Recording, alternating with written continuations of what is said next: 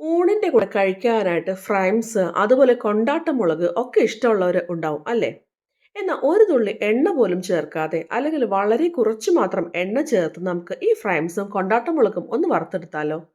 Welcome back dears. ഞാനിവിടെ കുറച്ച് ഫ്രൈംസ് എടുത്തിട്ടുണ്ട്. അതിലേക്ക് നമുക്ക് 2-3 തുള്ളി ഓയിൽ ഒന്ന് ചേർത്ത് കൊടുക്കാം. എന്നിട്ട് നമുക്ക് നന്നായിട്ടൊന്ന് മിക്സ് ചെയ്തൊന്ന് എടുക്കാം.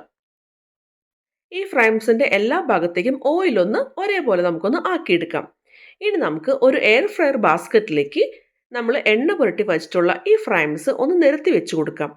ഒന്നിന്റെ മീതെ ഒന്ന് വെച്ച് കൊടുക്കാതിരിക്കാൻ പ്രത്യേകം ശ്രദ്ധിക്കണം. ഇനി നമുക്ക് ഫ്രഷ് ഫ്രൈസിന്റെ മോഡിൽ വെച്ചിട്ട് വേണം ഇതൊന്ന് കുക്ക് ചെയ്തെടുക്കാനായിട്ട്. നമുക്ക് 2 മിനിറ്റ് ടൈം സെറ്റ് ചെയ്ത് കൊടുക്കാം. എന്നിട്ട് 1 മിനിറ്റിന് ശേഷം നമുക്ക് ഒന്ന് ചെക്ക് ചെയ്ത് നോക്കാവുന്നതാണ് കേട്ടോ. ആദ്യത്തെ പ്രാവശ്യം എനിക്കിവിടെ 1 മിനിറ്റ് 30 സെക്കൻഡ് കൊണ്ട് തന്നെ ഇത് സെറ്റായിട്ട് വന്നിട്ടുണ്ട്. ഞാനിപ്പോൾ ദാ ഒരു 30 സെക്കൻഡ് ബാക്കിയുള്ളപ്പോൾ ഒന്ന് പോസ് ചെയ്തിട്ട് ഒന്ന് ചെക്ക് ചെയ്ത് നോക്കുന്നുണ്ട്. അപ്പോൾ നമുക്ക് കാണുമ്പോൾ തന്നെ അറിയാൻ പറ്റും ഈ ഒരു ഫ്രൈംസ് നന്നായിട്ട് പെർഫെക്റ്റ് ആയിട്ട് ഫ്രൈ ആയിട്ട് വന്നിട്ടുണ്ടെന്നുള്ളത്. അടുത്ത ബാച്ച് നമ്മൾ ഫ്രൈ ചെയ്യുമ്പോൾ ഇതിലും കുറച്ച് സമയം മാത്രം എടുക്കുള്ളൂ. അക്കാര്യം പ്രത്യേകം ശ്രദ്ധിക്കണം കേട്ടോ. ഇതുപോലെ നമുക്ക് ഓരോ ബാച്ചും ഫ്രൈ ചെയ്തെടുക്കാം.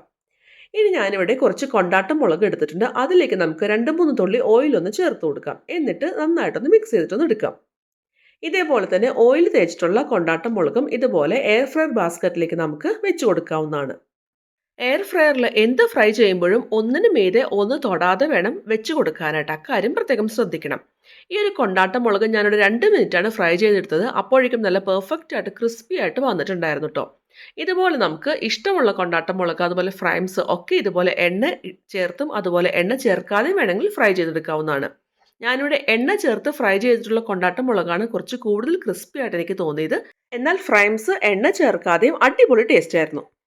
അപ്പോൾ എല്ലാവരും ഇതുപോലെ ഒന്ന് ട്രൈ ചെയ്ത് നോക്കാൻ മറക്കല്ലേ.